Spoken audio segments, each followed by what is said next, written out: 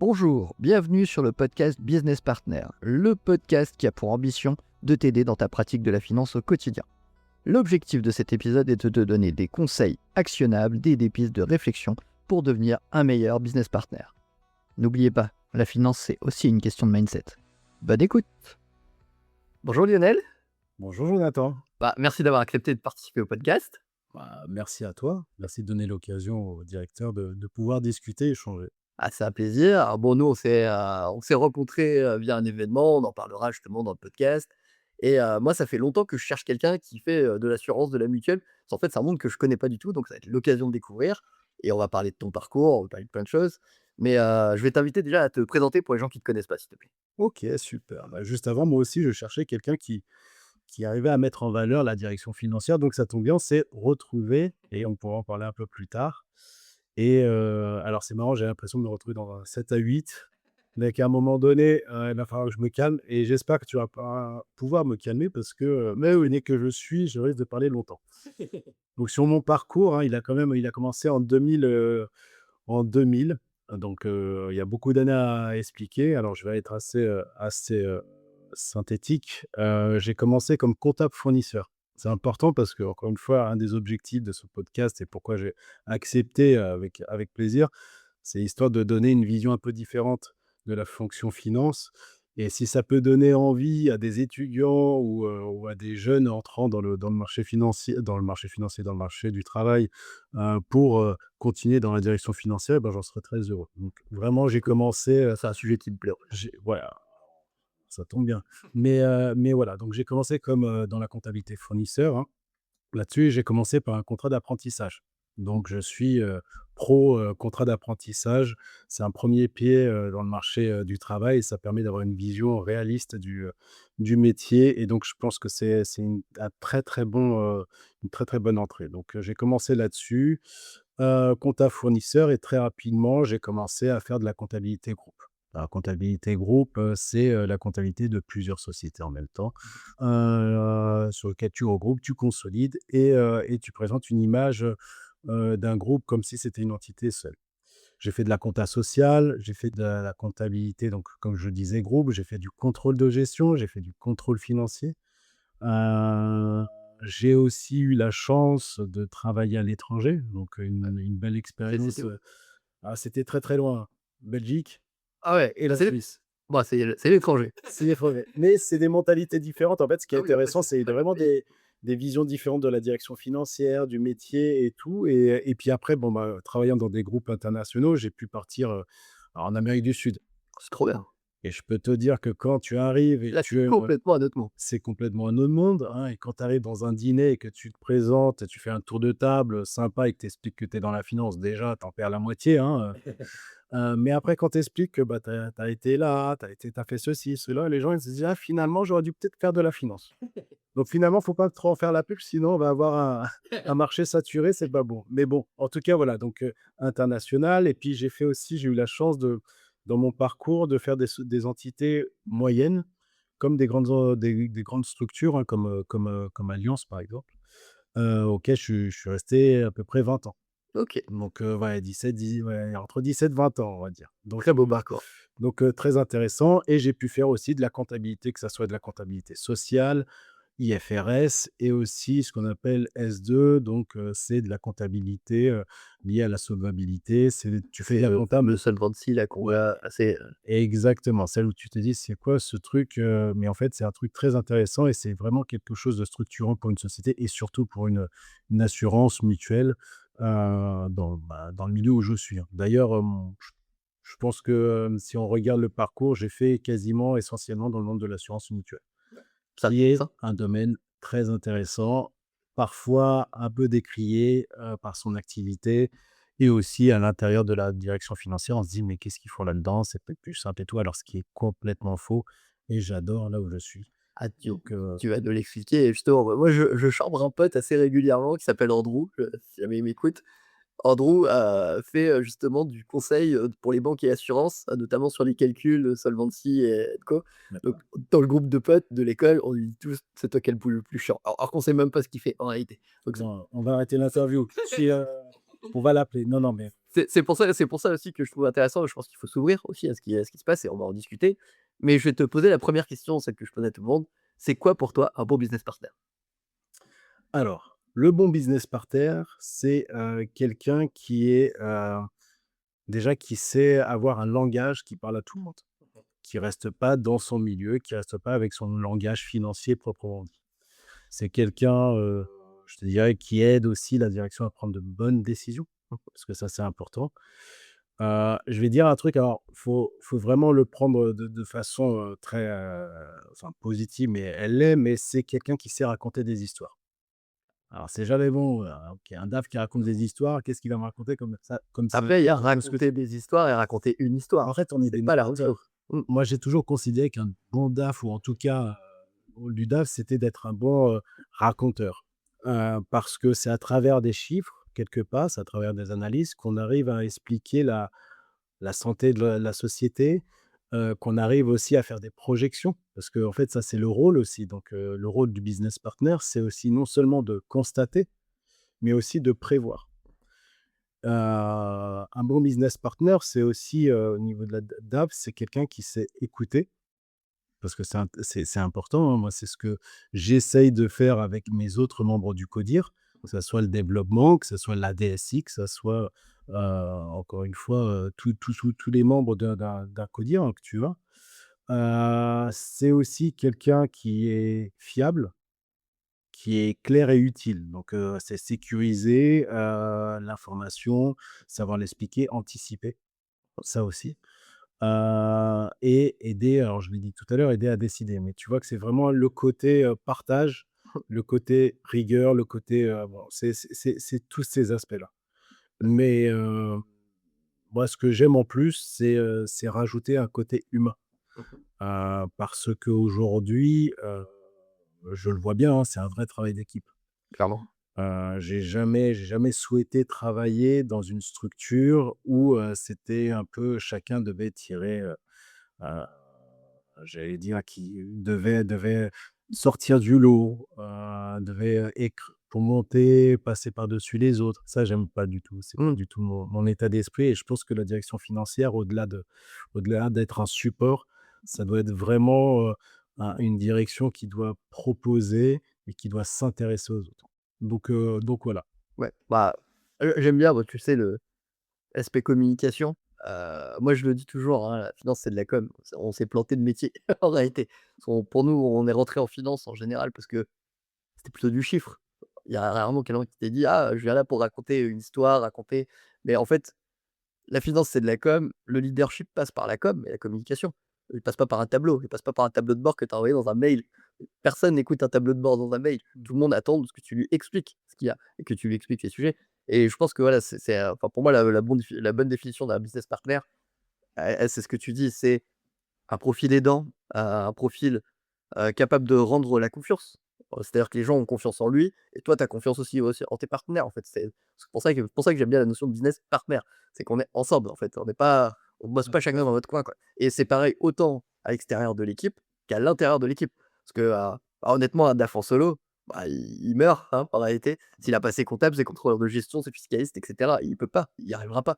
On a une matière tellement large et complexe qu'on est obligé d'être partenaire, en fait, avec tout le monde donc c'est très intéressant et on va donc je vais commencer par ton parcours parce qu'en plus, c'est marrant. Ta définition, tu vois, par rapport à ton parcours, tu nous as tu as dit: «Oh, je commence compta, comptable général, enfin compta fournisseur, compta Mmh. gêné» et cetera. On aurait pu se dire, parce que c'est un peu le cliché qu'on a, les DAF deviennent comptables, tu vois? Initialement, c'est un peu ça. Mais, c'est pas ce que tu as fait, toi, dans ton parcours, mais tu l'as raconté en off. Initialement, tu étais pas un amoureux de la comptabilité. Tu étais pas à fond dans tes études, à te Si dire: tu «La veux, comptabilité, c'est ce que je veux faire dans ma vie». en général, en seconde, hein, de souvenir, on te propose plusieurs, Dans le chemins parcours, ouais. et éco, enfin, tout ce qui était scientifique, j'y arrivais je me sentais pas à l'aise. Heu, Tout ce qui était, enfin, tout il y avait pas une matière en particulier ou une direction qui me plaisait Mmh. et en fait, quand on te propose la STT, c'était à l'époque, hein, ça doit pas parler à tout le monde, mais c'était là où il y avait de nouvelles matières. Et je Du suis rentré dedans. juridique, de la compta Voilà, et et ce que je me suis dit: «Je vais rentrer dedans, je vais voir». Donc j'avais pas cette appétence forcément à vouloir, et puis j'ai découvert, j'ai aimé, j'ai apprécié, et vraiment le point de départ qui m'a fait dire: «Je veux rester dedans», c'est l'apprentissage. ouais, Et j'ai pu voir en fait l'importance quand je regardais mes enfin mes collègues et mes directeurs, je voyais l'importance de ce métier-là, et l'image aussi qui était pas forcément bonne, hein. Tu le sens les comptables quand les gens ils viennent te voir. l'image a rarement été bonne, hein, de Non, non, non, non, non. enfin, j'en ai jamais entendu du bien, alors que c'est pas un problème de métier, je pense que c'est juste un problème d'image, mais C'est un problème d'image parce qu'un comptable, c'est enfin n'importe qui, on a une vie, hein. Enfin, clairement. dire, on a une vie à côté, on fait pareil, on va au restaurant comme tout le monde. Enfin, je veux dire, il y a pas on s'amuse, hein, on rigole, enfin, je veux dire, il y a pas on a des amis, hein, qui ne font pas que de la finance. Donc ça, c'est important, on a une vraie vie, mais c'est une passion. Mmh. Moi, aujourd'hui, je suis avec l'expérience, je suis contre enfin, je vais pas critiquer un métier ou un autre qui pourrait me sembler, ennuyeux ou quoi que ce soit parce que finalement derrière, il y a beaucoup plus de c'est plus complexe. Et qu'est-ce qui t'a fait rester et progresser dans ton métier grâce à la comptabilité? Alors, l'envie de progresser, là, on va pas rentrer dans le perso, mais si tu veux, c'est la fierté, c'est d'avoir la fierté, voir la fierté à travers les yeux de mes parents. C'est Ouais, voilà, voilà. totalement. Mes parents sont venus en France, ils ont travaillé comme pas possible, ils ont fait des choses pour que les enfants, mais moi et mes 2 frères puissent, évoluer dans de bonnes conditions. Ils ont toujours tout fait, et ils avaient qu'une envie, c'est de nous voir heureux et réussir. Et je te dis, hein, moi, la blague marrante, c'est que ma mère, elle voulait que je devienne, super comptable. C'est pas expert comptable, hein, c'est Super super comptable. comptable. Et c'était une vision que j'aimais bien. Je me suis dit: «Tiens, si jamais je peux, créer cette filiale, ou cette filière, super comptable, c'est super». Donc si tu veux, l'envie, c'est je voyais, j'avais comme modèle mes parents, et j'ai comme modèle toujours mes parents, et donc j'avais envie de progresser. La deuxième chose, c'est que, bah, j'aime mon métier, et quand tu aimes ton métier, tu as envie de pousser un peu plus tu as envie de te challenger toi-même. Donc tu as envie de découvrir parce que la finance, c'est pas que de la comptabilité, c'est pas que du contrôle de gestion, et donc tu as envie de parcourir tous ces, milieux, enfin exploiter le terrain à fond. Donc c'est ça qui m'a donné envie, puis la confiance qu'on m'a donnée, parce que c'est important, hein, si tu peux pas avancer tout seul. Et mon premier entretien, aux AGF, hein, c'est anciennement, enfin c'est Allianz aujourd'hui.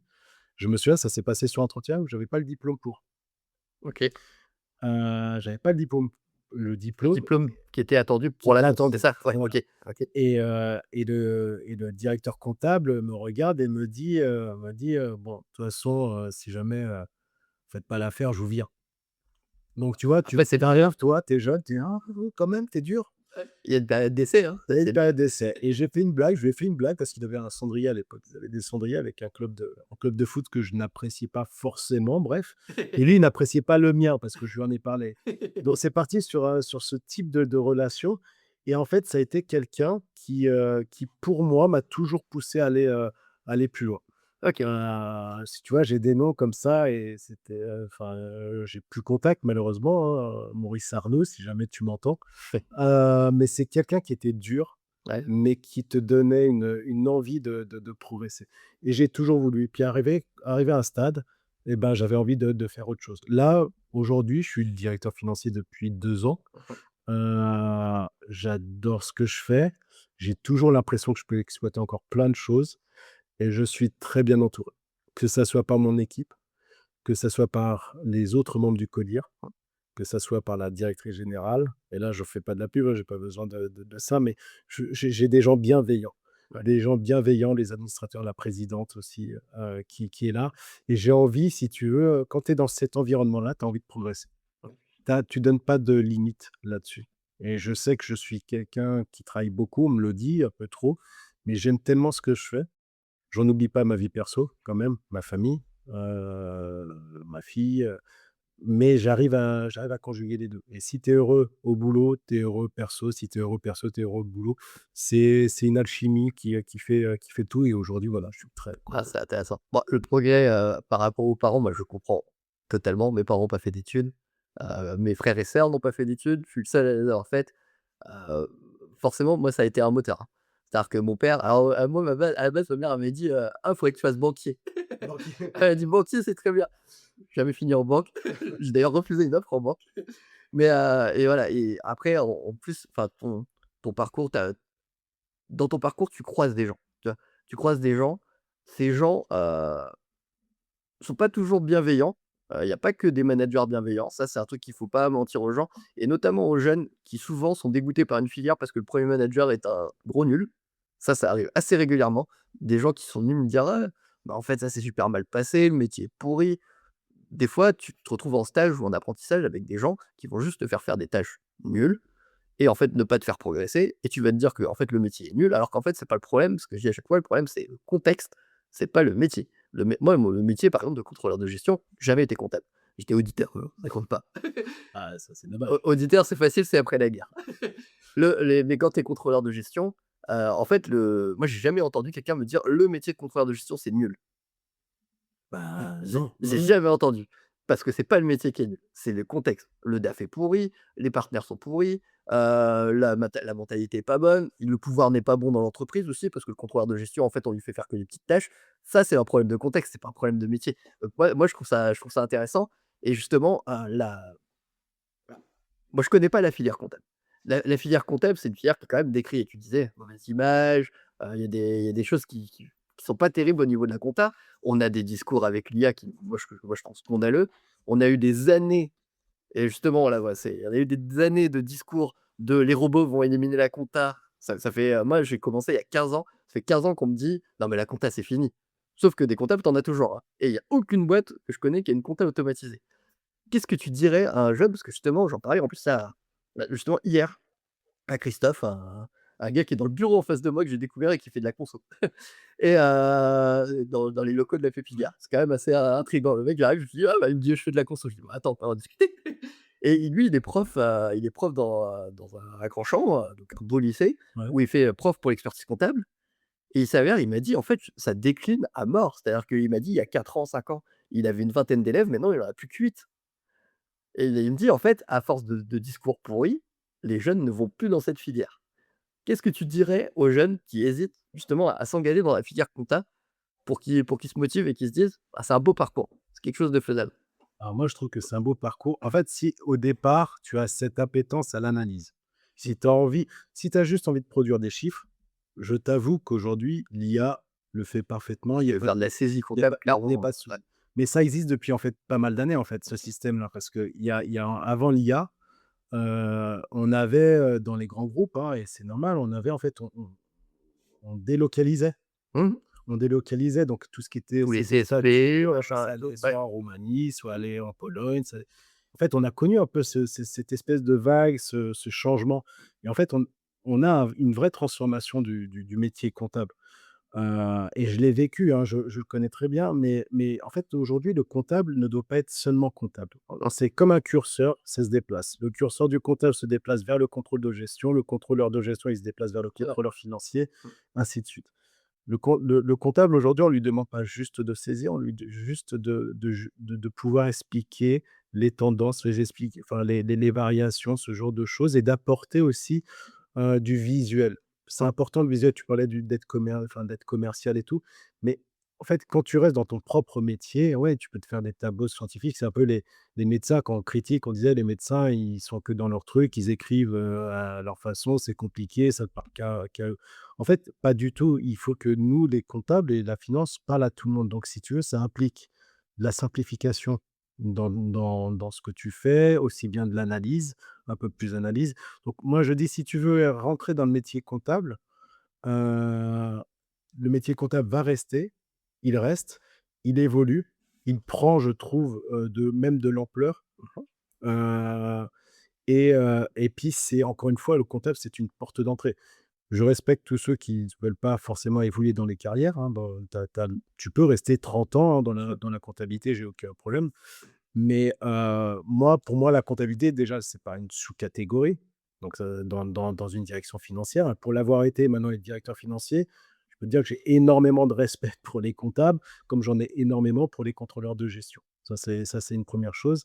Ensuite, en fait, c'est marrant parce que c'est pour moi un super point de départ pour apprendre 2 choses. La première, c'est la rigueur et aussi, c'est aussi une compréhension fine de la réalité d'une entreprise. C'est là où tu apprends, en fait, tu rentres dans la vraie vie d'une entreprise et si tu la comprends, tes analyses, tout ce que tu fais à côté et ben, tu apportes de la richesse, tu apportes du contenu et tu valorises ton métier.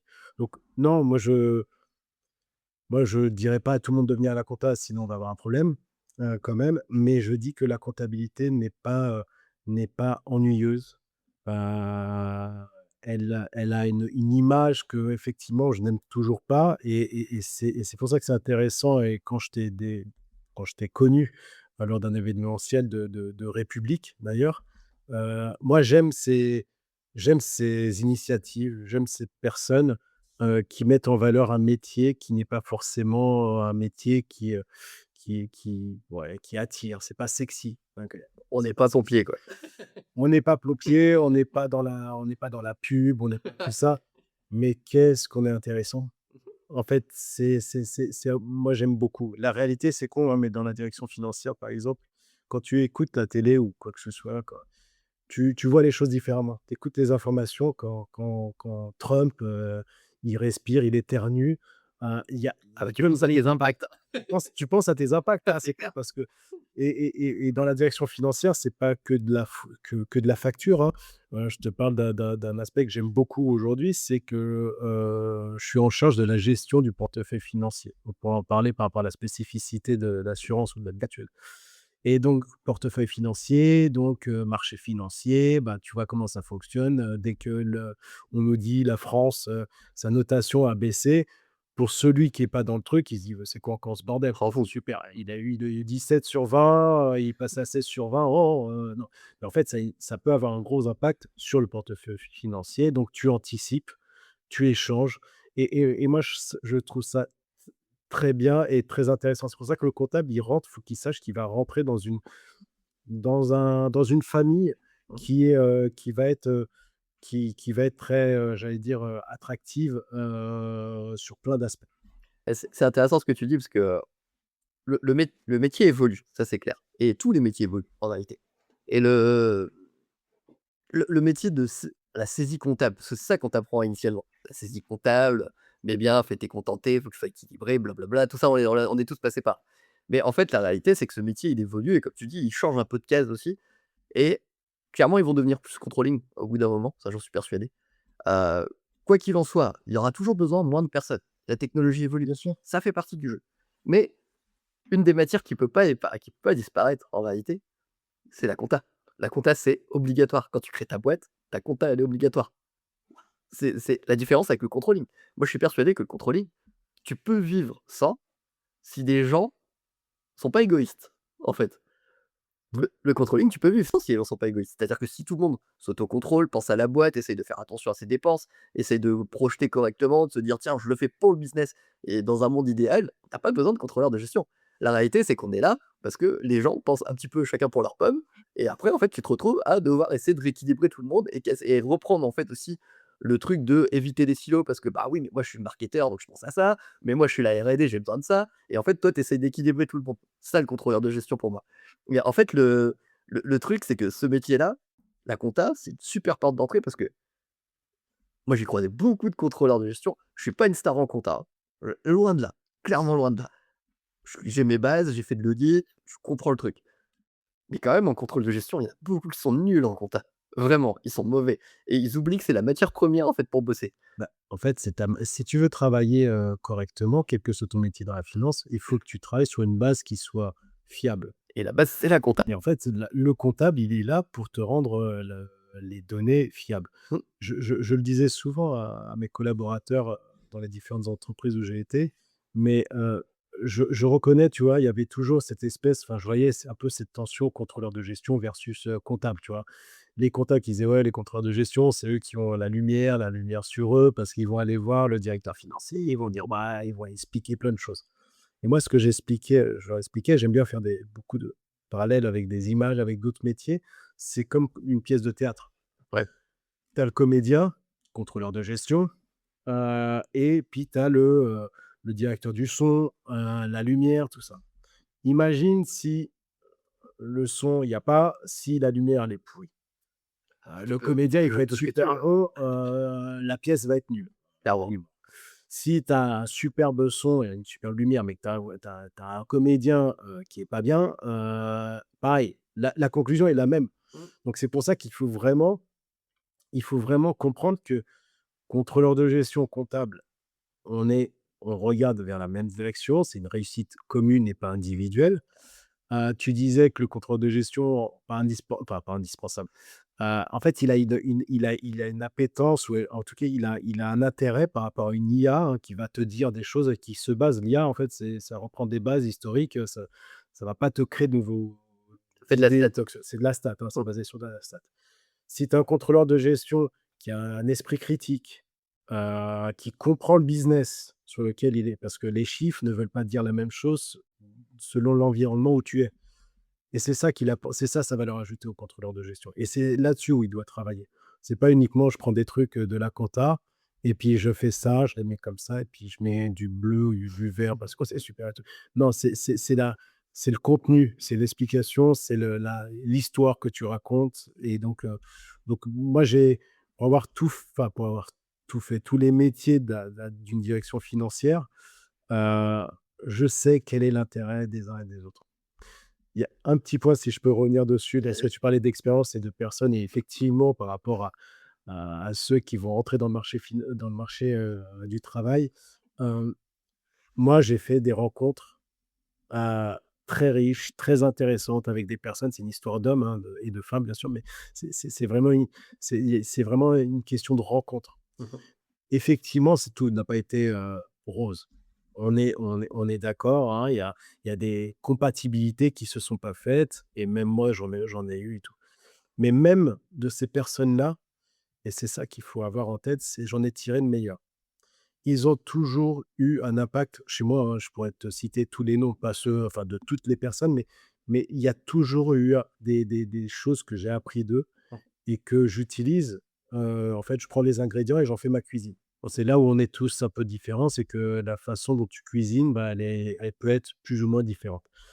Et toutes ces personnes-là, et ben, m'ont permis d'avoir cette vision, cet état d'esprit aussi, parce que moi, je ne voulais pas rentrer dans un métier de la finance, dans une direction où j'étais, voilà, catalogué derrière un bureau avec une grosse calculette, la bande, enfin, papier, ce que tu veux.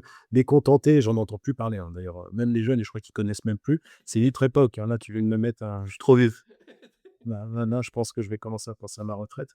Mais non, non, mais c'est vrai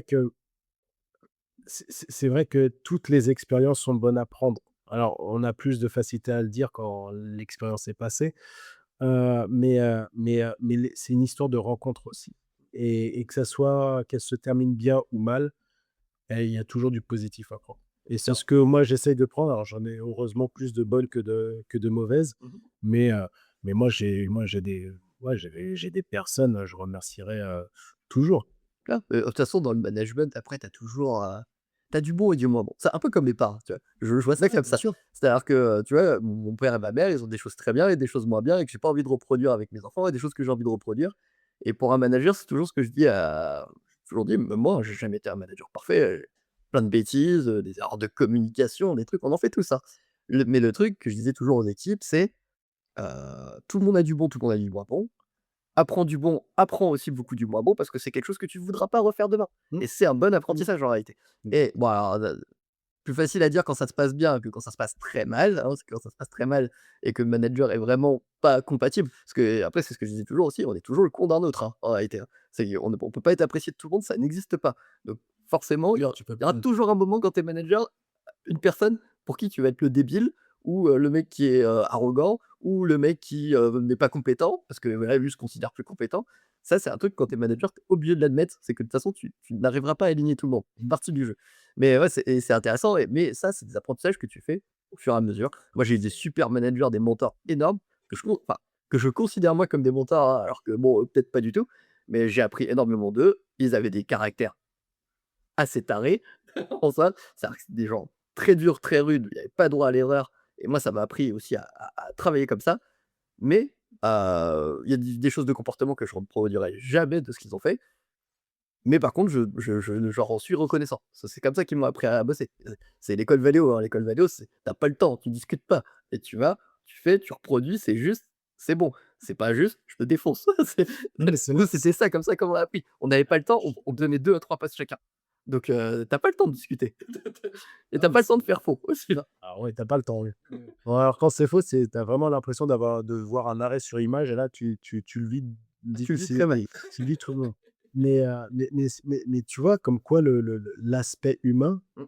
contrairement à ce qu'on peut penser, il est très important. Il est très important et aujourd'hui, par exemple, moi, c'est marrant et tu connais sûrement ce sentiment.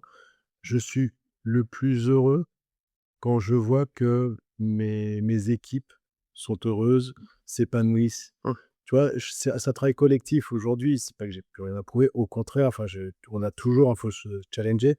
Mais par exemple, dans un travail d'équipe, quand quelqu'un de ton équipe est sur un dossier, il faut pas voler, enfin, il faut pas se mettre en avant par rapport à lui. Ah bon. Moi, j'aime que la personne puisse ex enfin, parler, échanger avec la direction lorsque c'est elle qui a pris le sujet. Je vais pas la forcer, hein, forcément, mais je veux valoriser, ce que font les autres, parce que c'est ma plus grosse satisfaction aujourd'hui et si j'arrive encore une fois dans mon équipe à les faire évoluer et même dans 5 ans, 10 ans, ils ont des postes, ils arrivent là où ils veulent arriver, je serais très heureux. Ouais, Je serais très heureux, mais ça reste de l'humain. mmh, Ça reste de l'humain et j'ai eu des directeurs qui m'ont fait confiance et aujourd'hui, encore une fois, je suis dans un environnement où la bienveillance et l'écoute sont des priorités donc je suis au bon endroit. ah, Mes c'est collègues, j'espère qu'ils le sont aussi, qu'ils le sont pareil. c'est trop bien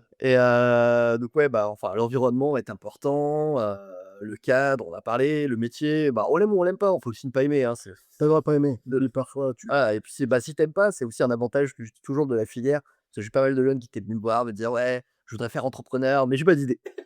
Je dis: «Bah, écoute, il y a finance, tu apprendras plein de choses qui te seront utiles quand tu seras entrepreneur demain». Donc ça peut être une porte d'entrée. Mais du coup, on va recadrer sur le sujet pour lequel je t'ai interrogé aussi. C'est, là, être, DAF en assurance, en mutuelle, extraordinaire. honnêtement honnêtement, moi, j'y connais rien du tout. Voilà, pour être transparent avec toi. Tu fais quoi comme différence justement, entre on va dire un DAF, industrie, service, classique et un DAF, mutuelle assurance? C'est quoi la différence dans le métier entre les deux? Alors, je très rapidement sur les points communs parce que Ouais, point c'est commun et les points communs, c'est la pression. oui, bon, ça C'est ça fait ça, partie je du pense métier. que chacun, l'entend. Quand tu es au plus proche de la C'est DG, forcément, tu as la pression. exactement, exactement et puis les impacts que ça peut avoir sur tes analyses, sur ce que tu fournis, je peux te dire, ça peut être Tu fais prendre une mauvaise décision, c'est mal. ça peut jouer pas mal. Je pense que la rigueur, c'est pour tout le monde. Je pense que la différence, c'est qu'en fait, l'assurance ou la mutuelle, on est sur des produits, sur une activité qui est, invisible. Ouais, C'est pas un produit, c'est pas un téléphone, c'est pas une machine à laver, c'est pas une télé, donc du coup, il faut comprendre le métier. L'assurance en plus, c'est beaucoup de, c'est beaucoup de prévision. On est sur des choses qui peuvent arriver plus tard, tu vois? Les oui, c'est sinistres, de ce genre de l'anticipation c'est de de problème. l'anticipation, c'est du calcul. Nous, on a des actuaires, je sais pas, je suis pas sûr qu'il y ait des actuaires dans toutes les branches. Par exemple, un actuaire. Donc un actuaire pour nous, c'était un magicien, c'est celui qui prévoit une durée d'un contrat, une durée d'un sinistre, enfin, c'est quand même ça va très loin, mais c'est vraiment c'est des bons, hein, c'est mieux que l'IA, hein, c'est mais si tu veux, C'est des on métiers est de statisticiens, hein. ouais, c'est Ah, ça, c'est ça. Plus même. plus, ouais. Ils sont Mais très bien payés aussi, au passage. mais parce qu'il le mérite, hein. Ah ouais, ouais, je sais. Non, mais je m'étais renseigné quand je faisais des études. Alors Je m'étais dit: «Ah, ça peut être intéressant» et après, bon, j'ai pas poursuivi. non, ouais, non, mais c'est vraiment enfin, faut aimer les maths, ça Ouais. c'est sûr et il faut être passionné, mais là-dessus, c'est bien un des métiers sur lequel, je valide tout à fait la rémunération qui va avec. Mais, la mutuelle et l'assurance, un peu comme la banque aussi de ce côté-là, mais le truc en plus, c'est que déjà autour de nous, on a beaucoup plus de réglementation. Ouais. Pourquoi? Parce que dans la définition même de l'assurance, faut savoir que nous, derrière tout ça, derrière une assurance, c'est la stabilité de l'adhérent ou de l'assuré. Mmh. Imagine un truc très con, hein, il a une maison, il a sa maison brûle. S'il y a pas une assurance derrière, Foutu. il est foutu. Mmh. Il est foutu. Donc si tu veux, on a ce qu'on appelle la CPR, hein. C'est un peu, on appelle le gendarme de l'assurance et de la banque et qui a un rôle très, très légitime et qui est important et qui protège finalement, pas le client, mais l'assuré. C'est de s'assurer, mais que, les assurances ou les mutuelles s sont garants, sont assez fortes financièrement pour pouvoir, si jamais un sinistre arrivait à tout le monde, et ben, de pouvoir payer. Le but, c'est Donc de couvrir tous c'est les adhérents, c'est c'est de ça? couvrir l'ensemble des adhérents. C'est pas un pourcentage, il y a pas de ratio, on se dit pas le Très haut. à 80-20, c'est En suffisant. gros, je vais le faire de façon très, très, très vulgaire, mais ça peut être plus parlant. Aujourd'hui, quand tu payes une cotisation à 100, Ouais. nous, on constitue une provision, on se dit: «Attention, le risque il est, on va dire, de, 75. Donc il y a déjà sur les 100 de cotisation, il y a 75 que je vais mettre de côté. Et puis les autres 25, alors on essaye de faire en sorte que sur 100, on arrive quand même à gagner 1 €. Bah, C'est ouais, cool, hein, mais c'est 1 €, tu dis: «Ah, ce gaz-là, la rentabilité est nulle, 1 €». Bah oui, mais c'est aussi le métier qui veut mmh, ça. Et donc entre les 75 et les 100, ben, ça va être des charges de fonctionnement parce que derrière, il y a des gens mmh, qui travaillent. Il y a des outils qu'on met, qui coûtent cher. Il y a pas mal, il y a de la taxe, hein, parce qu'on paye de la taxe, hein, mine de rien. oui. Tu vois, là, il y a un sujet d'actualité, c'est une taxe exceptionnelle, par au plan de financement de l'État. Ben, finalement, on contribue, l'assurance contribue. Elle n'est pas là que pour, parce que l'image aussi, hein, on parlait du métier de directeur financier ou de la DAF, mais il y a aussi l'image du secteur dans lequel tu travailles. Bien sûr. Moi, j'ai un combo, tu vois? L'assurance, des voleurs, alors c'est ce qui me plaît le plus parce que quand tu te rends compte, tu es bien content quand un Quand tu gars as un s'est fait problème, voler, tu ouais. bah, tu vois? Le voleur finalement, il t'aime bien, Mmh. il t'aide bien. Tu peux aussi comprendre que, bah, quand certains n'ont pas de sinistre, bah, oui, mais ça permet de financer ceux qui en ont, hein, parce que si tout le monde en avait, bah, effectivement, là, on serait en perte, totale. Donc si Ça, tu c'est le principe de toutes les assurances, tu vois? Tout le monde râle des cotisations sur nos salaires. Bah, oui, des aug le jour où tu as un problème et que tu as besoin d'assurance chômage, tu es quand même content de l'avoir. Ça, c'est, mais oui, tu l'as payé et peut-être que tu la paieras toute ta vie pour rien. peut-être. Tant mieux pour toi. Mais En fait, mais regarde, imagine un calcul très con, hein. Tu payes, allez 200 €, assurance habitation. Alors c'est pas mon métier mmh, propre, hein, parce que dans l'assurance, tu as plusieurs oui, non, assurances. ça me dit, Moi, là, ce que je fais, c'est de la prévoyance et de la santé. mmh, Mais j'ai fait un peu mais ça parlera peut-être un peu plus sur l'habitation. Tu payes, allez 200 € par an, ta maison qui brûle, le coût, c'est quoi? Ça peut être, allez, je vais être simple, moi, je me suis fait cambrioler. ouais, Voilà, je me suis fait cambrioler. J'ai eu pour plus de 20 000 € de dépenses. Je paye 200 € à peu près par an. Tu imagines le nombre de d'années de cotisation. cotisation pour Mmh, pouvoir être, moi, je suis assureur. Bah, ce gars-là, en fait, il m'a coûté X milliers d'euros. Enfin, avant qu'il bien sûr, redevienne rentable, il faut que pendant les 20 prochaines années, il ait plus de problème. aucun Ouais, problème et qu'il évite d'en avoir dans les prochaines années.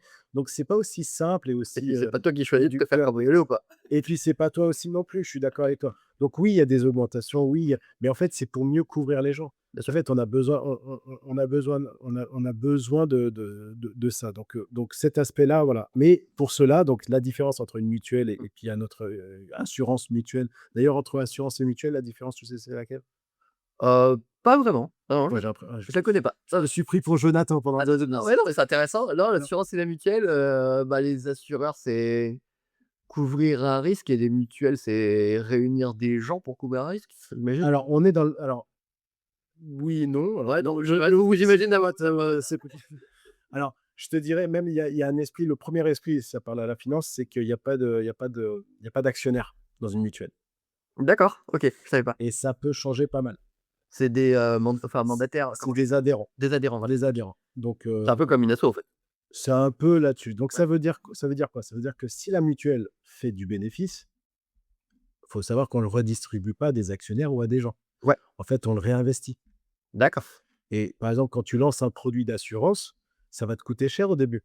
Pourquoi? Parce qu'un produit d'assurance, le temps que tu aies assez d'adhérents pour couvrir un sinistre de Il de faut sorte. prier qu'il y ait pas trop de sinistres. OK, Exactement. ouais. Et donc quand tu lances un produit, bah, faut avoir des fonds derrière. Ouais. Faut tenir. Donc du coup, ça sert à ça en fait. Enfin, c'est l'avantage d'une mutuelle, c'est qu'elle peut se permettre aussi quelque part de lancer des produits, d'être, j'allais dire créatif, Ouais. de mieux, répondre aux besoins des personnes parce que selon la période, selon c'est elle est différente. Donc ça c'est le premier, c'est la vision capitalistique, la différence. Après, donc par rapport à la mutuelle et aux autres ou assurances mutuelles et les autres activités, donc je t'ai expliqué la réglementation, on est très surveillé, Ouais. énormément de reporting. Heu, la Attends, juste, tu pas fini et par rapport à l'assureur, du coup, la mutuelle et l'assurance, c'est quoi la différence? bah, l'assure C'est l'ass actionnaire, pas actionnaire, quoi, c'est non, ça? c'est la première que nous on voit parce OK, qu'après tu ouais. tu peux assurer les mêmes produits. Ouais, OK, que tu sois mutualiste ou assureur, Tu assu tu tu peux faire le même produit, grosso modo, vendre le même type de produit. tu peux Mais tu le fais pas avec le même encadrement, la gouvernance, quoi. voilà, OK, exactement. je comprends. Je dis pas que l'une est meilleure que l'autre, hein, Non, parce non, qu'on mais travaille c'est dans les 2. Mais 2 c'est vrai modèles que la différents. mutualiste, elle garde cette image, si tu veux, voilà, de pas gagner d'argent ou de le réinvestir de façon automatique. Ah, ça t'intéresse, c'est intéressant. Ouais. Désolé, je t'ai Non, coupé. non, non, je t'en prie. C'est pour comprendre. Non, mais en plus, faut que tu me stoppes parce que je te dis, hein, je te l'ai dit avant, je t'ai dit: «J'aime tellement mon truc que je vais faire 6 heures donc mais on va réduire». La deuxième chose, c'est qu'il y a une notion de risque et de prudence, encore Ouais. une fois. Moi, par exemple, dans l'assurance, je fais des prévisions sur 5 ans, Mmh mh. ce qu'on appelle l'ORSA. Je dois montrer, auprès de mon régulateur et aussi auprès de mes administrateurs, que j'ai la capacité de de faire face à toute éventualité de crise, par exemple. Et donc je présente un plan, on présente un plan, c'est pas la DAF uniquement, c'est aussi, d'autres directions. Là, on est toutes les directions communes, on participe, tout le monde participe. C'est de présenter donc un plan sur 5 ans pour montrer le côté robuste de nos comptes, de notre capacité à faire face aux problèmes. On anticipe aussi beaucoup, donc il y a un travail vraiment qui est important parce que je te dirais l'argent qu'on collecte, des cotisations et parfois qu'on reverse pour des sinistres, aujourd'hui, mais ceux de demain aussi, on a, si tu veux, un rôle de prudence en se disant: «C'est pas notre argent». Mmh mh. Donc quand on reçoit de l'argent, on essaie de l'investir sur des choses sécurisées. On n'est pas des traders, ça c'est important. Donc tu peux aller dans d'autres boîtes, ils vont trader, enfin ils vont investir sur des trucs plus risqués. Nous, on saisit des opportunités, mais si tu veux, cet argent-là, on le travaille. Cet argent, on le travaille pour permettre justement de mieux faire face à d'éventualités de sinistres importantes en volume ou en valeur. OK. Heu donc la notion de risque et prudence est très importante. Quand quelqu'un souscrit un contrat vie ou une prévoyance, on essaie de voir par rapport aux statistiques, la durée de vie, enfin, tu vois? C'est assez technique et donc je ne vais peut-être pas rentrer là-dedans, mais si tu veux, la notion risque est très importante et en plus, je te parlais de vision, 5 ans, donc c'est des visions vraiment long terme qu'on Mmh fait. mh. Hem, je dis pas que les autres n'en ont pas. Mais long terme, quand tu fais de l'assurance vie, c'est plutôt sur 20, 30 ans, 40 ans. Donc tu imagines bien que quand tu mets un nouveau produit, pour savoir s'il est rentable, tu fais plein de Oui, tu vas pas projeter sur 3 ans, hein. voilà, tu te dis Projeter sur pas: plus longtemps. «Non, dans 3 ans, c'est bon». Et puis après, il y a une question de conformité aussi, Mmh mh. qui est très importante. On a un département juridique, par exemple, ou de conformité qui ont une place importante dans la structure et dans la prise de décision. Ouais. Hem donc voilà, donc on travaille sur des produits qui qui ne sont pas enfin, Mmh. où il y a pas matière. Ouais. Donc c'est des prévisions, c'est des statistiques, c'est tout ça. Très contrôlé Ouais. parce que encore une fois, si nous on coule et ben, nos engagements on a des engagements forts vis-à-vis des assurés. Donc si on coule, on met à défaut beaucoup, beaucoup de monde et ça, forcément et ça s'entend, c'est pas possible, d'où les contrôles légitimes. Mmh mh. Voilà, après il y a d'autres petites choses, mais j'ai pas envie que les gens viennent, Non, non, ça chez nous, hein. non, c'est intéressant et bon, alors, moi, c'était ça qui m'avait fait, ne pas parce qu'au début, j'avais été pris, en stage dans une grande banque et en fait, l'aspect pas palpable m'avait pas attiré, et du coup, c'est pour ça que je suis parti plus vers l'industrie aussi et aussi un recruteur qui m'a dit, entre, cette banque-là et Valeo, va chez Valeo. Il m'avait dit en termes d'école, de controlling et tout, il m'a dit: «Tu seras bien là-bas et c'est là-bas que tu vas apprendre le plus que dans l'autre». Il m'a dit: «Dans l'autre, tu seras très bien payé, mais tu vas pas avoir le même parcours de carrière si tu as pas de chance», parce que j'ai pas fait une grande école non plus. Je fais un parcours grande école, mais je la considère pas comme une méga école, en tout cas. Mais après voilà, ça c'est assez intéressant et justement après tu disais il y a un cadre, réglementaire et est-ce que tu penses que ce cadre réglementaire, c'est un avantage ou un inconvénient pour être un bon business partner? Ça me pose la question parce que du coup, tu vois, nous, on a quand même une liberté en industrie. Bon, la contrainte, c'est surtout quand tu es dans le mode côté, c'est de remonter tes comptes et de remonter tes indicateurs et de convaincre tes actionnaires que ton plan, il est correct, hein. Grosso modo, c'est je caricature, hein, mais c'est ça le truc, mais on a des contraintes réglementaires du métier et du domaine, mais on n'a pas des contraintes réglementaires, nous, les financiers, en réalité. Et réglementaire, c'est, publier des comptes corrects, quoi.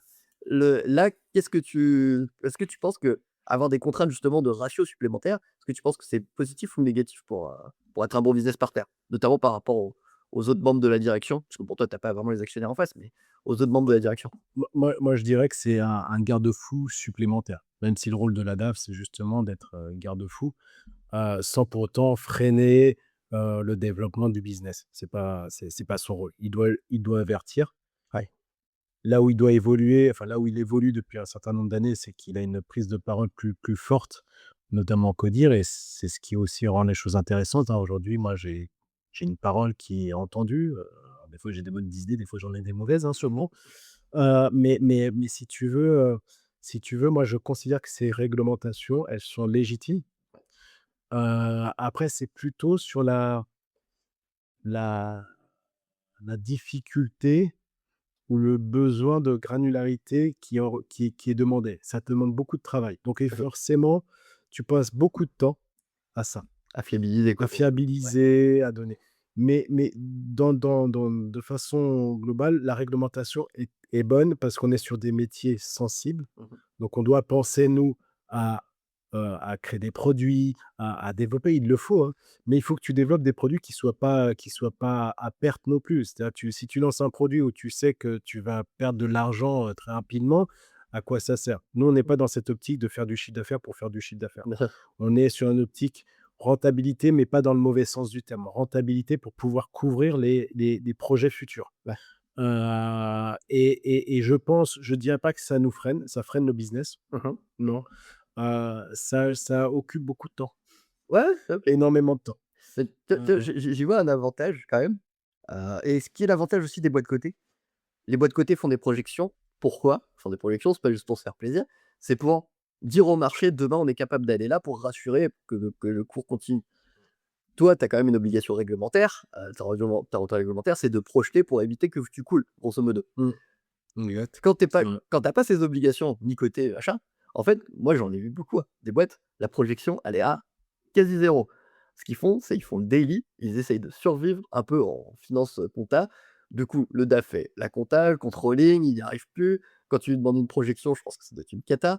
Enfin et tu vois, en fait, je trouve que bah, de toute façon, pour bien évoluer, il faut un cadre. Pour moi, genre, je suis peut-être un peu taré là-dessus, mais je pense qu'on évolue toujours mieux dans un cadre qu'avec la liberté totale. Parce qu'avec la liberté totale, en fait, tu te concentres sur ce que tu as aujourd'hui et pas ce que tu as demain. Et enfin, moi, l'avantage Mmh. que je vois, c'est ça. C'est Heu, qu'on t'oblige quand même à y aller, tu vois. Alors, ça te prend du temps. non, ça prend du temps, mais je vais dire, le cadre, il le faut, je suis d'accord. Le seul truc, c'est qu'il faut pas se sentir imposé, par ce cadre-là. Il faut que ça soit de nous-mêmes. Et la grande majorité de la réglementation qui est demandée, c'est finalement des choses que les assureurs, ou les mutuelles font déjà.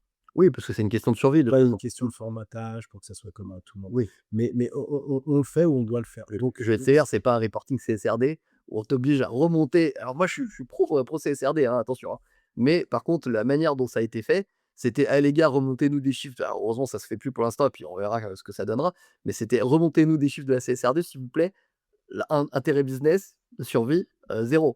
On n'intéresse personne avec ça, en non, réalité. non, tu veux que je te donne un exemple concret Ouais. que je connais? Et je dis pas que c'est mauvais, mais c'est juste qu'il faut savoir à quel point on est surveillé, enfin à quel point il y a la réglementation est forte. On parle de durabilité, d'être green. Mmh.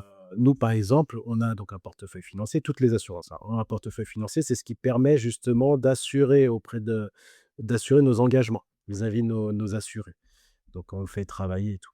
Aujourd'hui, on nous oblige, hein, on nous oblige, et encore, c'est pas forcément une obligation, d'investir sur des choses qui sont propres. Ouais. Donc, éviter, les trucs chimiques, ce genre de choses. Donc on a des vrais objectifs imposés par la réglementation européenne et par la France aussi. Heu, j'ai des reporting, par exemple, où je dois, communiquer sur la consommation CO2 des boîtes sur lesquelles j'ai investi, sur, je vais exagérer un peu, hein, mais c'est sur la consommation de papier toilette, ce genre de choses. C'est con, hein, mais en fait, tout ce qui consomme du CO2, tout ce qui est et quand tu as des investissements, alors quand tu achètes une action, c'est une entreprise, donc ça va. Mais si tu veux, dans les poches d'actifs financiers que tu peux avoir, c'est souvent, si tu veux, une espèce, tu achètes une tirelire, je le dis de façon simple, une tirelire où dedans, c'est des actions de différentes Mmh. entreprises. Bah, imagine que toi, tu dois aller Chercher la donnée de tout le chercher monde. Ouais, de tout le monde. Donc ça a un coût, hein, parce qu'on ne le fait clairement. pas nous, hein. Moi, je fais le travail et tout, donc on a des mandataires qui le font, ils ont une grosse base de données. Mais si tu veux, ça va jusqu'à là, le reporting, la réglementation, OK. pour montrer que ça n'existait pas il y a 5-10 ans. Mmh. Ça n'existait pas du tout. J'espère que ça n'existait pas, en tout cas, j'étais pas dedans. Mais si tu veux, c'est là où ça peut aller très loin, où c'est consommateur. L'idée, elle est bonne, hein. Le L'idée, principe est bon. le principe est Ouais. bon, mais pour arriver à produire ces états-là, Mmh. avec de la qualité, parce qu'en Ouais, fait, bah, oui. c'est l'ADN de Produire un de la reporting fait que tu finance, balances à l'arrache. c'est rigueur, qualité et voilà, et utilité. D'ailleurs, ça serait pas mal. Mais voilà, donc si tu veux, c'est là la complexité, le point un peu plus, gênant de la réglementation plus stricte que chez les autres. Mais Bah, ça sinon, elle est énorme. c'est intéressant et donc voilà, donc bon, je vois des avantages quand même. À partir du moment, comme tu dis, où la réglementation aussi sert le business pour moi, en fait, c'est parce qu'à la fin, on va pas se mentir, on n'est pas là pour faire des bonnes œuvres. On est là quand même pour gagner de l'argent et pour faire, progresser la boîte. C'est l'objectif de n'importe quelle entreprise, en réalité. Moi, maintenant que je monte ma boîte, je comprends, il faut survivre, en fait. À la fin, il faut continuer à vivre et continuer à être capable de vivre demain, en fait. Donc quand tu as une réglementation qui, en plus, t'empêche, forcément, ça devient pénible. Mais C'est surtout sur le long terme, quoi. C'est et tiens, question pour moi, hein, ma curiosité, tu sais, je monte un outil, le enfin, quel type d'outil et est-ce que tu penses que le secteur au niveau mutuelle assurance, hein, je parle au global, heu, il est, heu, il est en avance, il est plutôt en retard au niveau outillage? Enfin, qu'est-ce que tu vois et quel type d'outils vous utilisez? Est-ce qu'il y a des outils particuliers? Bon, j'imagine que vous avez de aujourd'hui, l'ERP, de l'EBM, des classiques quand même. tu as l'outil comptable, mais en fait, c'est une toile d'araignée. C'est-à-dire que tu as l'outil comptable et autour, tu as tous les systèmes, tous les SI, autour qui alimentent ce système comptable. Donc chez nous, on a un outil, opérationnel. Donc c'est celui-ci où tu vas enregistrer les commissions, les sinistres, les cotisations de façon analytique, Mmh. type d'activité, quelle année, enfin bref, tout ce genre de choses, et c'est ça qui alimente ton ERP. Aujourd'hui Aujourd'hui, en termes de SI finance, nous, on arrive à une certaine maturité, Ouais. parce qu'on a beaucoup plus de digitalisation, d'automatisation. Il y a un effort, qui est fait sur la donnée, sur la qualité de la donnée, mais l'enjeu au final, c'est que ces outils-là, en tout cas les outils qu'on utilise, nous permettent d'avoir cette donnée qui soit à la fois fiable, exploitable, parce que c'est pas tout d'avoir des activités, c'est savoir comment l'utiliser et qu'on puisse la partager facilement auprès des autres directions. Ouais. Donc nous, aujourd'hui, voilà, on travaille, tu parlais d'IA, Mmh. on est de plus en plus IA. Ouais. On a par exemple, l'enjeu, chez nous, l'enjeu comme dans tous les secteurs, c'est, la facturation électronique. Mmh. Ce système qui permet en tout cas, qui permettra d'éviter des fraudes éventuelles de TVA, ce genre de choses. Donc c'est tu passes par un truc commun et puis après ça ressort chez toi. Mais il faut que toutes les entreprises soient prêtes à le faire.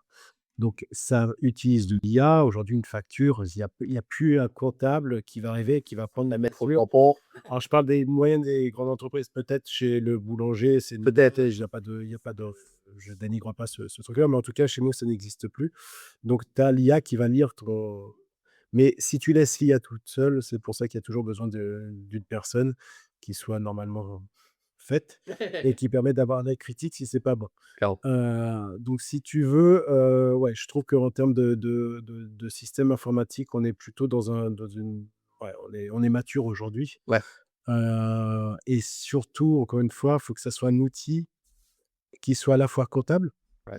mais qui soient analytiques, qui permettent au contrôleur de gestion, au comptable, à l'actuaire, enfin, ce genre de choses, d'utiliser ce qu'il y a dans ce souci. Donc l'enjeu ou le défi aujourd'hui pour avoir un bon SI, c'est d'avoir un seul et même outil sur lequel tu regroupes un maximum d'informations.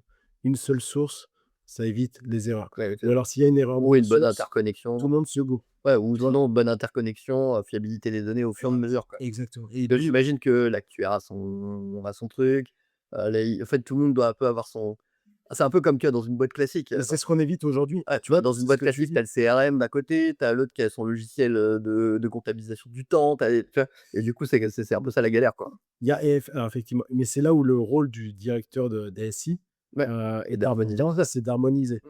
Et c'est vrai que moi, j'en mets un qui est assez dur, mais efficace. Mais en tout cas, il s'assure, il vient me prendre la tête. Tu sais, au début, tu te dis: «C'est mon outil, tu touches pas à mon outil». Oui, mais non, non, non, non, laisse-moi rentrer dedans, tu vas voir et Ouais. tout. Et quand tu le laisses, après, ça se passe bien. Faut pas qu'il y soit trop non plus. Ça, c'est un petit message perso. Mais en tout cas, il permet d'harmoniser ça, de s'assurer que, bah, voilà, quand tu fais ça, bah, c'est dommage parce que ça se trouve tel outil l'utilise aussi. C'est clair. Il permet donc en fait, l'idée, c'est d'avoir une seule même source, donc une base de données commune. Mmh. Et nous, on a un truc qui s'appelle InfoCentre qui permet justement d'avoir un maximum d'informations sur Bah, un gros data lake, quoi. voilà, exactement. Et puis encore une fois, dans l'assurance et dans la mutuelle, par rapport aux autres activités, en termes de granularité d'informations importantes et décisionnelles, c'est bien un secteur où tu as énormément d'informations, Mmh. utiles et nécessaires. Heu et Oui, puis ça va à l'individu à la cotisation, quoi. ça va Zizi, ça veut dire la période de couvre que ça couvre. Quoi, tu payes une cotisation, est-ce que ça couvre tout 2026 par exemple ou jusqu'au Bah, tu vois? Enfin, et à cette période-là, c'est tout ça. ouais, Et moi, si tu veux, l'égalité, quand quoi. je présente un compte de résultat, tu as le compte de résultat comptable, Mmh. l'année civile, et puis tu as aussi par année de survenance, c'est-à-dire enfin par année, je vais être trop technique donc je vais me calmer, mais en tout cas, tu as voilà, sur tout ce qui était couvert sur l'année 2025, c'est quoi mon résultat? Ouais, Alors que dans une année comptable, tu vas avoir ça peut couvrir d'autres périodes. d'autres périodes.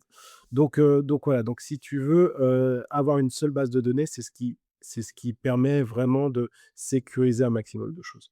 Et là, c'est ce qu'on essaie de faire. Nos outils vont aller chercher une seule ba une seule base de données Ouais. et on travaille beaucoup là-dessus pour que ça soit encore plus fluide. Et une Bah, de sorte de toute façon, dans les entreprises les plus matures, en général, on a tous bossé sur des data lakes parce qu'en fait, c'est le meilleur moyen de réunir la donnée de tous les métiers, en fait. En ouais, réalité, c'est tout le monde se met exactement. et là, la DSI, elle est clé parce que, bah, personne enfin, il y a pas un métier hors DSI qui est capable de gérer un data lake, en réalité.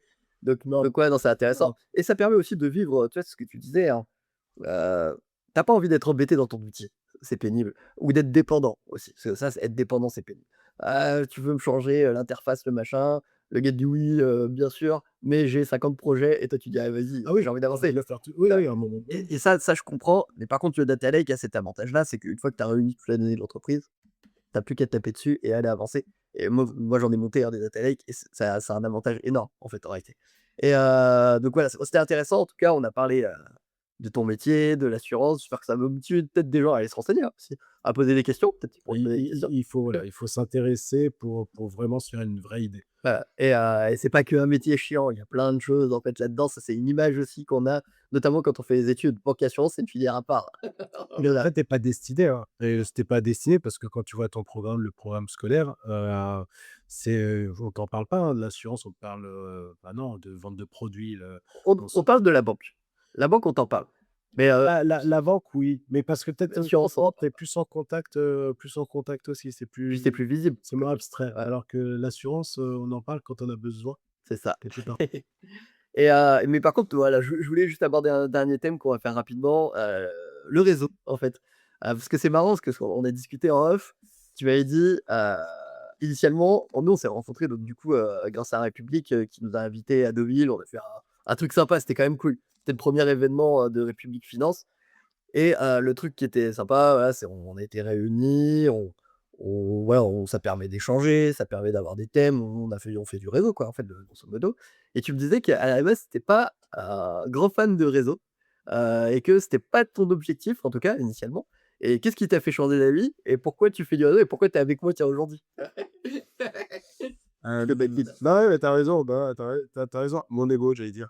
Non, non, pour être franc avec toi, effectivement, j'avais été invité à l'événementiel, République, organisé par République et au-delà du lieu, magnifique, je me disais: «Mais non, en fait, si j'y vais et que ça apporte rien, que moi je n'apporte rien et que ça ne m'apporte rien, ça m'intéresse pas. Je vais faire quoi? Je vais rencontrer des gens qui vont me proposer des produits, ce genre de choses.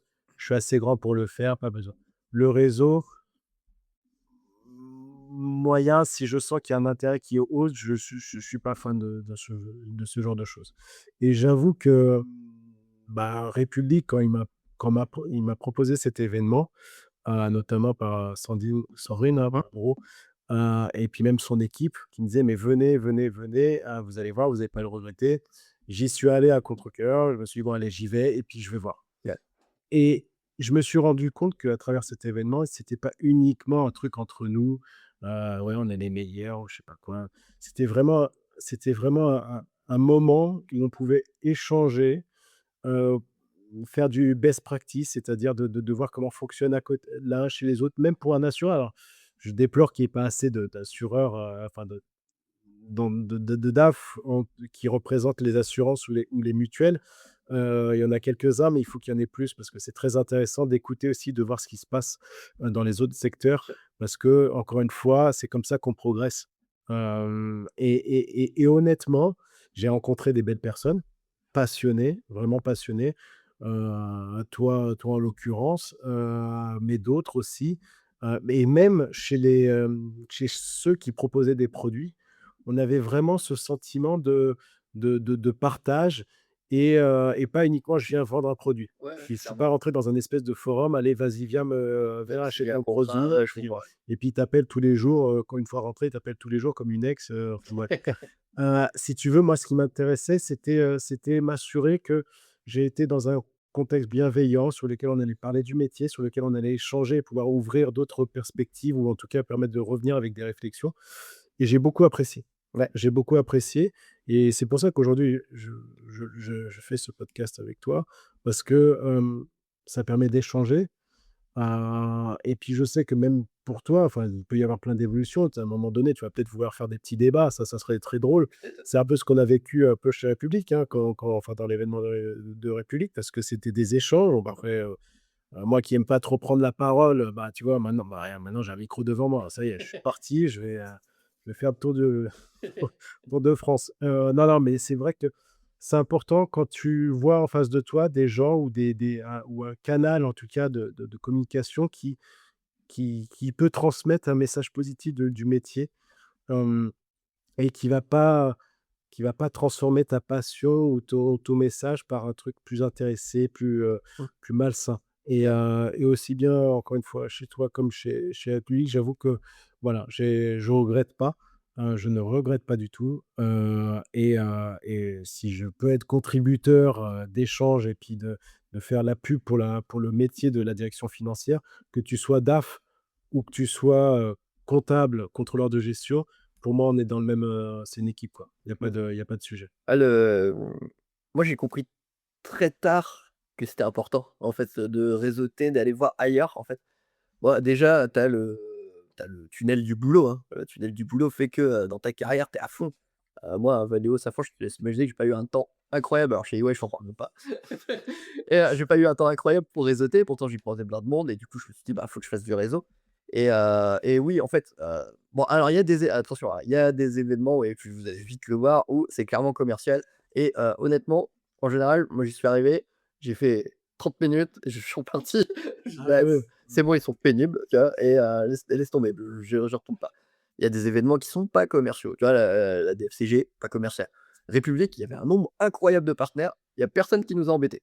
Je sais pas toi, mais moi, il y a personne qui m'a Non. envoyé 50 mails, machin, j'ai pas et j'ai croisé des gens super bien. Je pense à Mathieu, alors je me rappelle plus de sa boîte, exactement, mais qui faisait du conseil en RSE, qui est super sympa et du coup, voilà, c'est une belle rencontre, ce mec-là. Non, c'est des J'ai essayé de gérer sa boîte et de faire avancer son truc, mais il m'a pas soudé, il m'a pas dit: «Présente-moi des gens parce que tu as du réseau», tu vois? En fait, c'est c'est ça ça. En voilà, c'est fait, agréable, quoi. c'est ça. Ça te propose quelque chose et si tu n'en as pas besoin aujourd'hui, tu peux en avoir besoin pour demain Et peut-être que et tu c'est t'en ça sors le pas, pouvoir. voilà, ouais Exactement. et le réseau aussi, c'est, le partage entre les gens. Tu vois? Bah, moi, je suis à la DFCG, je fais la pub DFCG à chaque fois et à un moment, il va falloir qu'ils me commissionnent. Mais Oui, oui, j'ai connu, aussi grâce à toi. Je n'y suis pas, ouais, ah, peut-être un jour. peut-être un Ah, je jour, oui, t'invite, pourquoi tiens, pas. bah, je vais essayer de t'avoir une invitation pour, en juin. Tu vas venir à notre journée des rencontres du contrôle de gestion, si ça te À la clôture annuelle? Ouais, ça va. bon, ça va. Et en fait, le truc que j'ai compris aussi, c'est, l'enrichissement qu'on arrive à avoir avec le partage des gens, en fait. C'est assez incroyable. Quand tu es dans ton silo et dans ton métier, même dans ton industrie, tu vois? Parce que moi, je fais que de l'industriel, par exemple, tu as un biais, franchement. Moi, j'étais persuadé que tout le monde avait de la BI, tout le monde avait de l'EPM, que tu vois? Que ça fonctionne, en fait. La réalité, elle n'est pas là. La réalité, elle est différente chez tout le monde, en fait. Et c'est sans ces échanges-là, tu es pas capable de le comprendre, en fait. Tu es pas capable de comprendre que peut-être, tu vois, les mutualistes, les assureurs, les banques, ils ont peut-être pas le même environnement de travail. Ils ont pas les mêmes outils, ils ont pas les et ou peut-être, le mec est en banque, il a fait un super outil et tu te dis: «Bah, tiens, peut-être intéressant» et ça, sans les échanges et en restant dans ton bureau, tu peux pas les avoir. Ça, c'est pas possible en réalité. Mais c'est ce que dit en fait, là-dessus, c'est la visibilité et il y a et moi, là où je suis pour, c'est la visibilité utile. Mmh. La visibilité utile pour moi, c'est lorsque tu arrives à échanger, à découvrir à découvrir des façons de travailler, des outils, et que tu penses à ta boîte, tu te dis: «Je peux le mettre en place. Ça, c'est intéressant, j'ai une difficulté, j'y avais pas pensé, mais je vois que ça existe» et donc c'est ça le réseau utile, c'est ça la visibilité utile. Le réseau pour dire, je sais pas, quand tu étais, enfin, tu es jeune, mais quand on était plus jeune sur Facebook, l'idée c'était d'avoir, 15 000, 15 000 d'adresses. Si tu en avais 14 000, tu étais un loser et si tu en avais 15 000, tu étais le roi. Moi, c'est enfin, tu vois, Ouais, je vois ce que tu veux dire. LinkedIn en général, mais LinkedIn, toutes les personnes, je les connais, par exemple. Je les ai au moins discuté, j'ai échangé avec eux, mais c'est pas c'est le réseau pour avoir plus de personnes, tout ça, c'est pas ça m'intéresse pas. Si ça m'est utile ou pour la boîte, si c'est, intéressant, si c'est là, oui et je pense que c'est comme ça qu'on arrive à garder une belle image de notre métier, bah, moi, j'ai pas besoin d'aller dans des événements pour prendre un verre, je peux le faire avec les amis, tu vois ce que je veux dire? Clairement. Là, en fait, bon, l'avantage dans ce genre d'événement, c'est quand tu parles finance ou métier, ils restent. Tes potes, ils se barrent. Ils disent: «Ouais, OK, Lionel, tu es relou, en parlant d'autre chose, de vacances ou ce que tu veux, nin mais bon, c'est, je veux vraiment séparer, les choses et c'est ce que j'ai trouvé, bon, avec toi et avec République, mais et peut-être il y en a d'autres et sûrement, mais maintenant je suis pas en mode: «Ah, j'y vais à tout». Je fais attention quand même. Non, je et puis de toute façon, on peut pas non plus avec le boulot qu'on a, faire 50 000 événements. Ah bah, là, Ça je vais faire le ça choix, là. parce qu'en plus, il y a des moments où genre tu as des événements, quasiment toutes les semaines, quoi et à un moment, tu peux pas faire ça, c'est pas possible. Non. Mais je pense que faut choisir ce qui te plaît déjà personnellement et surtout, faut pas ne rien faire, en Non, fait. mais faut être utile. Voilà, Tu vois? et puis moi, j'engage aussi tout le monde. Un truc que j'ai compris, c'est, je peux envoyer un message sur LinkedIn à quelqu'un qui bosse dans une boîte ou, dans un domaine pour lui poser une question. Je suis prêt à parier, je suis pas fait de stats, hein, mais au moins une fois sur 3, 4, ils vont répondre, hein, les gens. Les gens sont bienveillants. Le je connais peu de personnes qui sont très malveillantes de premier abord. Si tu lui dis, «Je veux juste comprendre ton métier, demain j'ai un entretien, dans une boîte, comment ça se passe en mutuelle?» Bref, tu sais rien, tu connais pas.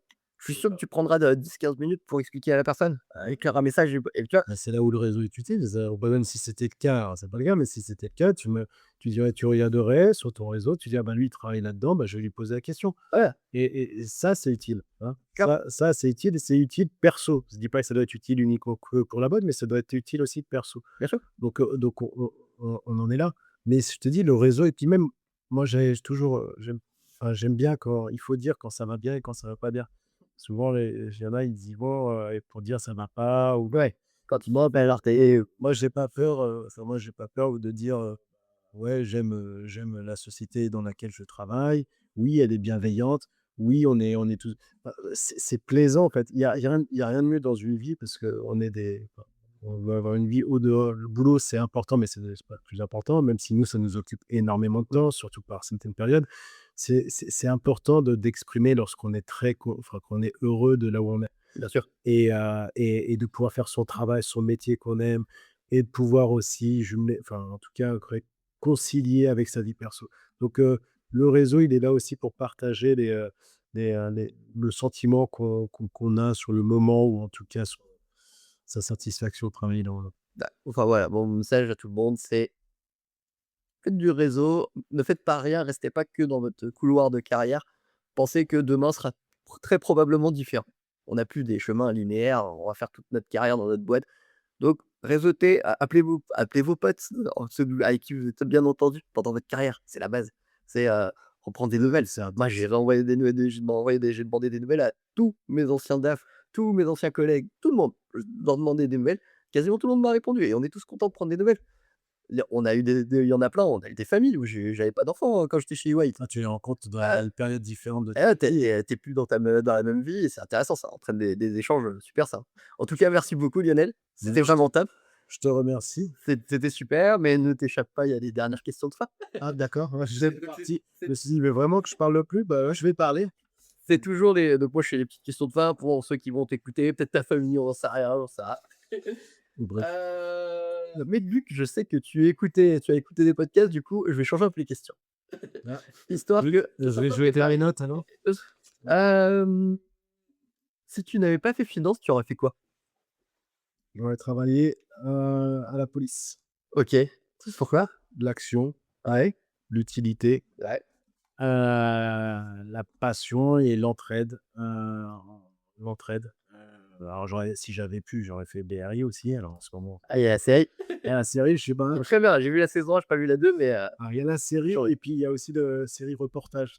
Mais bon bref, mais j'aurais dès le départ, plutôt la fait la peine. brique. J'aime bien ce côté, fédérateur Ouais. entre collègues, solidarité et utilité et voilà, il y a toujours des défauts à droite à gauche, mais comme dans tous les métiers, mais ouais, j'aurais Ah, fait c'est ça. intéressant. Bah, moi j'ai commencé par le droit. Au début, j'avais été pris en stage commissaire aux armées. Ah oui, Ouais, il y a un petit lien, parce ouais. que je visais ça et après et à un moment, je m'étais posé la question de faire commissaire et du coup, j'avais été voir le père d'un pote qui était commissaire. Par contre, je me suis rendu compte que c'était garderie. Ouais, Ah ouais, ouais, d'accord. il m'a dit: «C'est pas facile». Il me dit: «En fait, je dois surveiller que les gens fassent pas de bêtises» parce que des fois, il me C'est dit un métier, hein. ouais, Manager, c'est un il métier. m'a dit: «C'est dur» et du coup, ça m'a un petit peu refroidi et c'est pour ça que je suis parti après, dans un autre domaine. Mais ouais, c'est intéressant et je comprends. Bah, moi, j'aime bien le cadre, la rigueur, ouais, le fait d'être utile, en fait. Tu te rends compte, vraiment, enfin, la police a une utilité incroyable. Les gens s'en rendent pas compte jusqu'à ce qu'ils aient un problème, un peu comme les assureurs, en réalité. Tu vas te dire: «Ouais, il m'a verbalisé, nanana». Bah, tu vas voir quand l'autre, il va te foncer dedans à 90 au lieu de 50, tu vas te rendre compte que d'avoir de la police Faut être mentalement très, très, très fort. ouais, et alors par contre, il voit des trucs de dingue, hein. Parce que justement, Ouais, c'est pour ça. quand j'en ai parlé à bah, le père de mon pote, au moment où j'en ai parlé, la semaine d'avant, il avait failli se faire renverser par un véhicule qui lui avait volontairement foncé dedans. Putain, non, c'est pas, le gars est commissaire, hein et attention, c'est pas des commissaires comme à la télé, les commissaires, ils sont plutôt dans le bureau. Là, juste, il était venu sur une scène d'intervention, les gars ont foncé dans le groupe de police, tu vois? C'est, Alors que nous, on se met en PLS dès qu'on voit une variation ah oui, non, nous, on est un peu plus de tranquille. charge, tu débutes 10%, on est PLS. Et je te Eux, parle ça dans une petite ville, hein. Je te non, parle mais pas c'est dans pour ça, il faut pas mal relativiser les choses dans la vie et C'est quoi le meilleur conseil qu'on t'ait donné? alors c'est très bateau, hein, mais ça joue énormément. C'est crois en toi, heu, ouais, crois en toi, en fait. Je vais rester là-dessus parce que c'est pas évident. Encore une fois, même dans ce milieu-là, c'est pas évident parce que tu as beaucoup de profils différents qui atteignent plus rapidement, hein, le poste de directeur financier et donc quelqu'un me disait, «Crois en toi, sois patient et continue à faire ce que tu aimes». Donc le jour où j'aimerais plus, bon, j'ai essayé de postuler à la BRI, bon, à 75 balais, peut-être que j'aurai un peu plus de mal, mais en tout cas, ouais, c'est crois en toi et confiance en toi parce que dans ta vie, on arrivera toujours à essayer de te mettre en doute et voilà et reste ouvert. Ouais, ça, c'est intéressant. Mais c'est ouais, c'est important. Le bon état d'esprit, quoi. Ouais. C'est garder le bon état d'esprit en toute situation. Dans la carrière, il y a des moments faciles, il y a des moments compliqués. Il y a des moments compliqués où ta vie perso est compliquée avec ta vie pro, il y a plein enfin, Il y a c'est plein plus de facile déci c'est il y plus a plein facile de avec du recul. décisions, hein. Il y a plein de décisions que tu prends au cours de ta carrière. J'aurais pu pas travailler, à l'étranger pendant un moment donné, ça s'est pas fait, parce que j'ai fait un choix personnel. Est-ce que je le regrette? Non, heu, mais je vois puisqu'en plus j'avais quelqu'un qui a pris le poste et qui a évolué et donc on est toujours en contact et c'est toujours intéressant et je suis très heureux pour lui. Mais c'est vrai il faut jamais regretter ses choix. Tout à fait. Ça, c'est moi, Jamais. si je me lance dans l'aventure entrepreneur, c'est pour pas regretter. Ah moi je trouve ça très, très courageux. Je me dis: «Si ça marche, je suis trop content». Moi, j'adore ce que je fais en plus, donc si ça marche, bah, tant mieux. Si ça marche pas, j'aurais pas eu le regret de pas avoir tenté. Et tu vois? Et par exemple, j'ai refusé beaucoup de postes aux États-Unis parce que ma femme ne peut pas bosser aux États-Unis, son diplôme n'a pas d'équivalence ou sinon elle serait l'assistante de l'assistant, donc c'était mort. Je veux pas faire ça à ma femme et j'ai aucun regret de pas l'avoir fait. Je me dis: «C'est pas grave, ça fait partie du jeu» et il y en a qui ont eu comme toi, ils ont été prendre les postes et puis, bah, ils ont eu des évolutions peut-être plus rapides. Voilà, c'est comme ça mais l'important, c'est de le faire sans regret, en fait, pour moi. C'est de faire sans regret et effectivement tu parlais de conjoint tout ça, mais finalement ça joue aussi énormément dans notre parcours Clairement. et ça nous aide beaucoup quand on a la chance d'avoir un partenaire qui nous aide, réconforte dans nos choix et qui nous accompagne. Je trouve ça très fort, donc c'est aussi un mérite, commun. Ah et puis, bah, sans ma femme, je me lance pas, hein, en entrepreneur, hein. C'est elle qui m'a dit: «Vas-y». Alors qu'elles sont en train d'écouter ce qu'on est en train Ah, de je lui ai dit: «Elle fera pas dire. du tout, elle en a rien à faire». Ah d'accord, très bien, très bien. Je dis ça, faut que je me mécanise la dernière fois, bah, c'était un truc du podcast, donc le truc elle l'a Ah oui, écouté. non, mais Et après ta dernière, petite question, c'est quoi que les gens ils ignorent sur ton métier et que tu voudrais leur dire? ce qu'ils ignorent, heu, ce qu'ils ignorent, en fait, c'est la passion qu'on peut avoir sur ce qu'on fait. Je pense que les gens se disent, enfin beaucoup, hein, se disent, tu trop terre à terre, t'es pas tu sur les chiffres, tu sur tout ça, mais en fait, c'est un vrai, sport, intellectuel, heu, qui tous les jours et on y pense tout le temps, tout mine de rien, on y pense tout le temps, mais c'est passionnant. C'est vraiment passionnant. Alors ça peut paraître dingue, hein, pour certains, mais ouais, je suis content de ce que je fais et je suis content de le faire avec les gens qui sont autour de moi donc voilà, après sur le reste, non, non, la passion. Ah ouais, ça super mot de la fin. Moi, c'est un truc que je dis, je suis pas tombé dans la finance, par, passion, clairement pas. Je l'ai fait parce que j'avais besoin d'un boulot et c'était la crise des subprimes initialement. Ouais, toutes les raisons sont bonnes là, ouais. Mais en fait, en chemin, je me suis rendu compte que le métier me plaît. Moi, c'est plus sur l'aspect j'aime beaucoup la data et j'aime beaucoup les relations humaines. Et moi, c'est ce lien, en fait, qui me plaît beaucoup et voilà, en fait, on peut se découvrir une passion pour la finance. Quand je dis passion, c'est peut-être un gros mot, mais on va dire au moins apprécier ce qu'on fait. Tu vois? C'est pas de se retourner et pas rentrer à la maison. Ça, c'était ma hantise de travail. C'est de rentrer à la maison et de me dire: «Ah franchement, mon boulot, il me saoule». Ça Ah ça oui, non. ça a été ma hantise de toujours. C'est de me dire: «Je rentre à la maison et je suis malheureux». C'est un peu ce que tu vois dans les films. Tu vois, moi, je pense au film, Jeux d'enfants avec Guillaume Canet et Marion Cotillard, où le mec, il rentre à la maison, il a son chien et ça le saoule. Sa vie le saoule. Moi, c'était ma hantise et je l'ai pas ça. J'ai jamais eu ça et je suis trop content. Tu vois? Ouais. Ah mais c'est le plus important. Tu peux ne pas avoir du 100 Ah, il y a les jeunes, mais globalement, si tu y es, c'est important. Mais encore une fois, la passion et puis même, l'intérêt dans le secteur où tu es. Encore une fois, l'assurance, contrairement à ce qu'on peut penser, elle est fortement intéressante. Elle est contributrice, notamment en termes de RSE, tout ça. Tu te rends pas compte, on se rend pas forcément compte, en fait, des actions qui sont menées par les assurances. Pas que, l'UNMI, hein, Mmh. mais par exemple, chez nous, on participe énormément à tout ce qui est RSE. Tu vois, on a fait Noël pour les mamans, isolées, leurs enfants. Enfin, je veux dire, c'est des moments de partage qui sont super importants. On participe vraiment à l'économie. Enfin, il y a on le met pas assez en avant. En même temps, on va pas trop en faire la pub, mais c'est important et en plus, quand tu es sous la direction de gens bienveillants et qui sont constructifs, c'est encore plus plaisant. En tout cas, c'est un super mot de la fin. Je te Merci. remercie Lionel, c'était vraiment sympa. Alors Merci. je fais une petite mention de fin. Oubliez pas de vous abonner, de liker. Si jamais vous avez envie d'envoyer un message à Lionel, envoyez un message parce que vu que je vais faire des posts, donc attendons. Oh Ça mon te Dieu! ça te mettra en avant Oh mon Dieu! et voilà et puis, bah, renseignez-vous aussi sur des domaines. Il y a des domaines qu'on connaît pas et je pense que c'est Venons important. sur l'assurance. Ouais, bah, pourquoi pas? Allez bosser en Cultivons BM, l'assurance. les gars. Merci beaucoup en tout cas Lionel. Merci, À c'est de bientôt. merci encore. Merci d'avoir écouté cet épisode. J'espère qu'il t'aura apporté des conseils et des idées.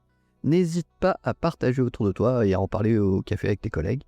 Tu peux aussi me mettre une petite note et un commentaire sur Apple Podcast ou sur Spotify. C'est un peu mon salaire pour l'investissement. Et ça me permet aussi de développer le podcast et d'inviter d'autres personnes. Si tu as des questions, des idées de personnes qui pourraient intervenir ou si tu veux toi-même intervenir, n'hésite pas à m'envoyer un message sur LinkedIn. À bientôt.